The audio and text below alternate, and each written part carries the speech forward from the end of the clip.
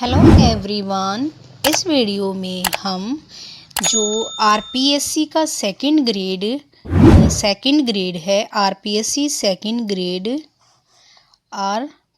Second grade का जो हमारे पास एग्ज़ाम होने वाला है, उसके हम यहाँ पर ऑफिशियल सिलेबस को डिस्कस करेंगे। और ये जो है सिलेबस जो होगा हमारा पेपर 1 के लिए होगा। किसके लिए होगा? पेपर 1 के लिए होगा। चलिए डिस्कस करते हैं अपने सिलेबस को। सबसे पहले हमारे पास जो फर्स्ट पार्ट के अंदर दिया हुआ है वो है हमारे पास geographical, historical, cultural and general knowledge of Rajasthan. ठीक है, ये हमारे पास है। फिजिकल फीचर्स करने हैं हमें यहाँ पर। उसके बाद हमारे पास है क्लाइमेट, उसके बाद drainage, natural vegetation, agriculture, live stock, dairy development, demographic, characteristics, tribes, industry, tourism and major tourist centres. उसके बाद हमारे पास है ancient cultural and civilisation of Rajasthan. यहाँ पे हमें दिया है साइट्स एंड देयर इम्पोर्टेंस, यानी कि जो साइट्स हैं वो उनके बारे में हमें यहाँ पर पढ़ना है। उसके बाद history of Rajasthan up to 18th century. कहाँ तक पढ़नी है? हमें 18th सेंचुरी तक पढ़नी है। उसके अंदर हमें टॉपिक्स दिए हुए हैं Rajput density of Rajasthan, relation with Delhi सल्तनत के साथ क्या रिलेशन है। उसके बाद मेवाड़, रणथंभौर और झालोर के बारे में पढ़ना है। फिर है राजस्थान एंड मुगल, मेवाड़, मारवाड़, ये हमारा आमेर और Bikaner with special reference of Sanga, Pratap, Mansingh of Amer, ये क्या है, चंद्रसेन, राय सिंह ऑफ बीकानेर, राज सिंह ऑफ मेवाड़। उसके बाद आता है हमारा history of freedom struggle in Rajasthan.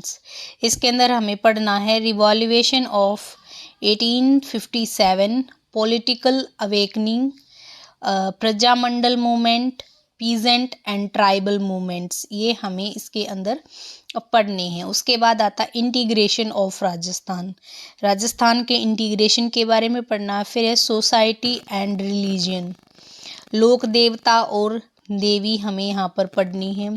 Sant of Rajasthan पढ़ने हैं। आर्किटेक्चर में temple, fort, places and monuments हमें पढ़ने हैं।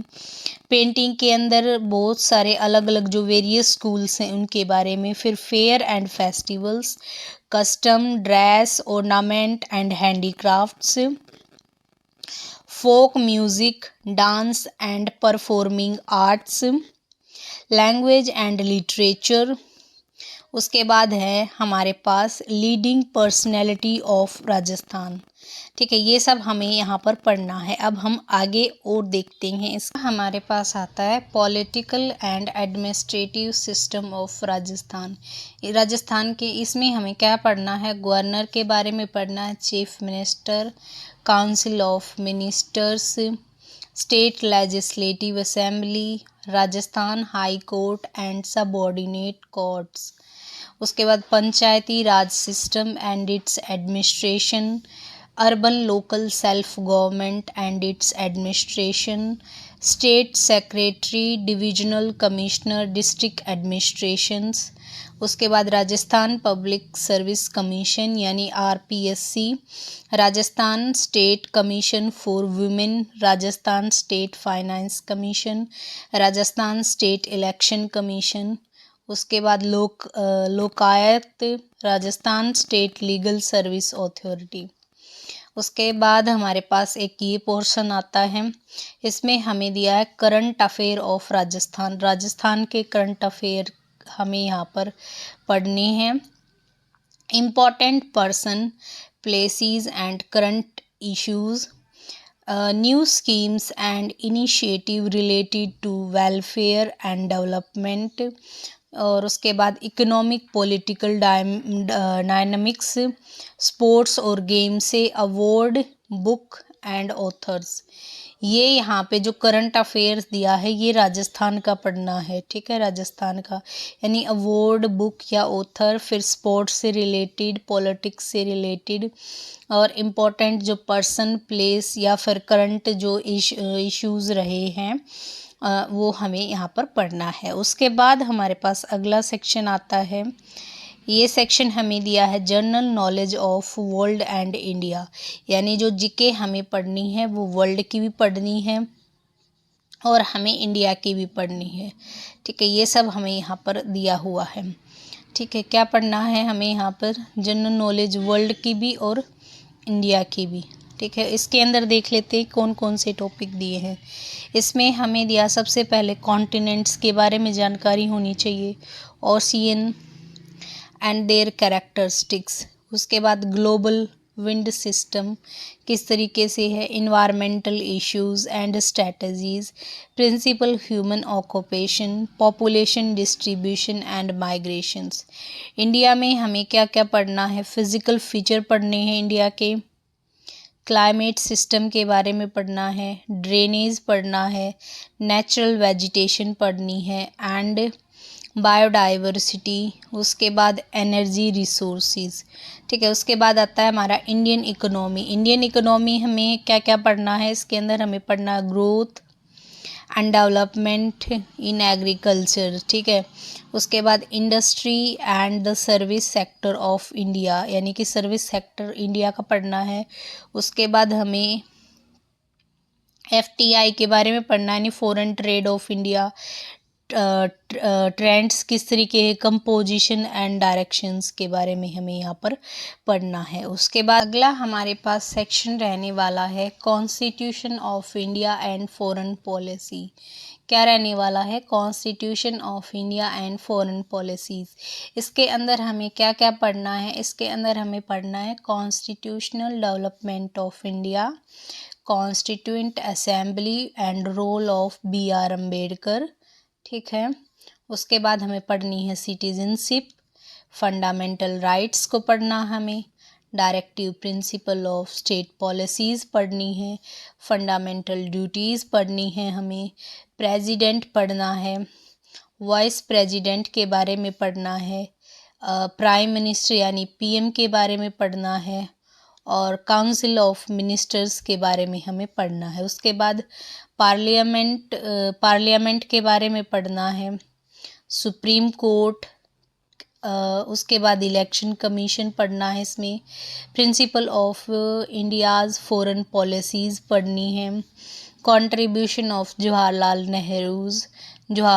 नेहरू का जो कंट्रीब्यूशन था इंडियाज़ रिलेशंस, इंडिया के रिलेशन में विद मेजर पावर के साथ, नेबरिंग कंट्रीज़ पढ़नी है, neighbouring countries, contemporaries issues and challenges. ये सब हमें क्या करना है, यानी कि जो हमारी इंडियन पॉलिटी और फॉरेन पॉलिसीज़ के अंदर हमें ये टॉपिक्स कवर करने हैं, ठीक है।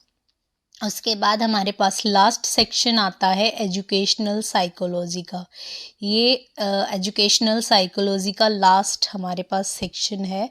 इसमें हमें दिया है एजुकेशनल साइकोलॉजी के बारे में कि हमें उसका नेचर पता होना चाहिए, स्कोप पता होना चाहिए और इम्प्लीकेशन फॉर इफ़ेक्टिव टीचिंग हम किस तरीके से करेंगे। उसके बाद holistic development of learners, topic क्या पढ़ना है? Holistic development of learners.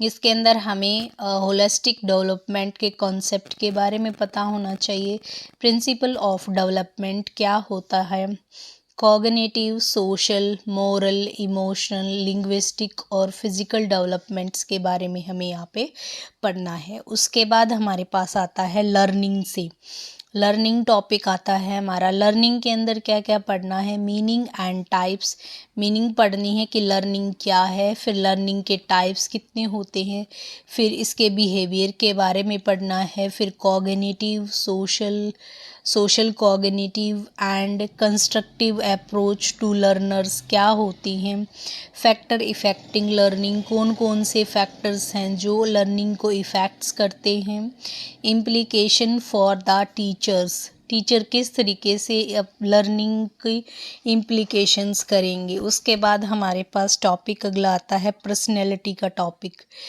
ये हमारा टॉपिक दिया है पर्सनैलिटी से। इसमें हमें पर्सनैलिटी का मीनिंग, थ्योरीज़ और किस तरीके से हम पर्सनैलिटीज़ को अलग अलग टाइप से मेज़र कर सकते हैं टेस्ट के through.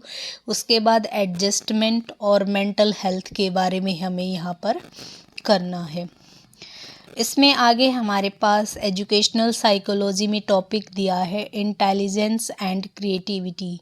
Intelligence and creativity chapter में हमें क्या क्या पढ़ना है, मीनिंग पढ़ना है, थ्योरीज़ पढ़नी है, मेज़रमेंट पढ़ना है, रोल इन लर्निंग पढ़ना है, emotional intelligence concept and practices.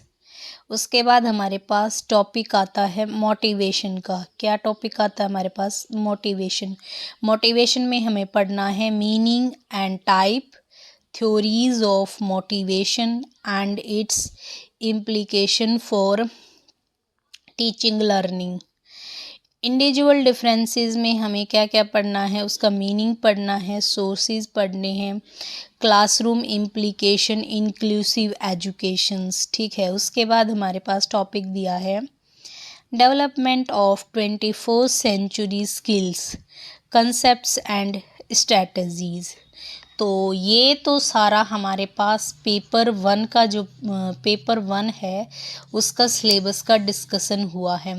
एक बारी हम यहाँ पर थोड़ा सा ये और देख लेते कि पेपर 1 जो है हमारा मतलब कैसे आता है। ये थोड़ा नीचे डिस्कस किया हुआ है, इसको हम यहाँ पर देखते हैं। देखो क्या इसमें क्या होता है ना, जो हमारा पेपर 1 होता है वो 200 मार्क्स का आएगा। कितने का आएगा? 200 मार्क्स का आएगा और 2 आवर ही इसमें हमें टाइम दिया जाएगा। और मार्क्स हमारे कितने होंगे?